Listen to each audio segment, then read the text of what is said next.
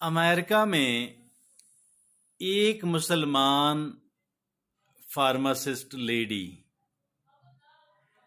वो ये कहा करती थी कि भाई हम लोगों से, मर्दों से क्यों नहीं हाथ मिला सकते, हमें हाथ मिलाना चाहिए। और वो लोगों से हाथ मिलाती थी। एक दिन वो एक डॉक्टर से उन्होंने हाथ मिलाया तो उसने इन्हें जैसे मर्द आपस में गले मिलते हैं ऐसे मिल लिया और उसको किस भी कर दिया।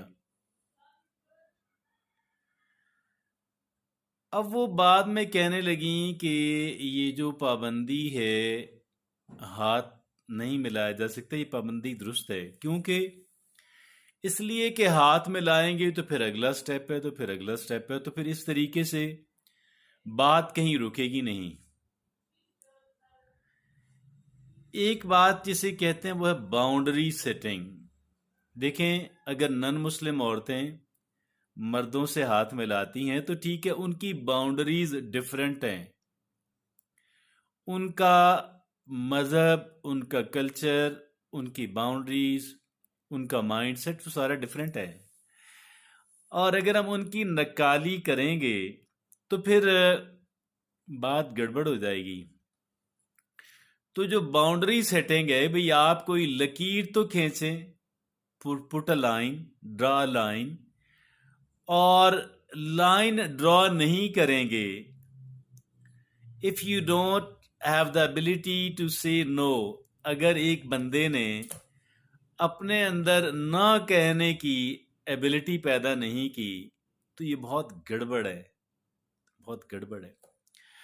हमेशा हमेशा ना कहने की एबिलिटी पैदा कीजिए। ये बहुत ज़रूरी है, ये बहुत इम्पोर्टेंट है। और जो औरतें, जो लोग दूसरों को खुश करने के लिए कहते हैं पीपल प्लीजिंग, अगर पीपल प्लीजिंग के अंदर पड़ जाएंगे, आप यकीन कीजिएगा कि एक एक स्टेप आगे बढ़ते बढ़ते इंसान अपनी सारी डिग्निटी को, सारे वकार को खो देता है।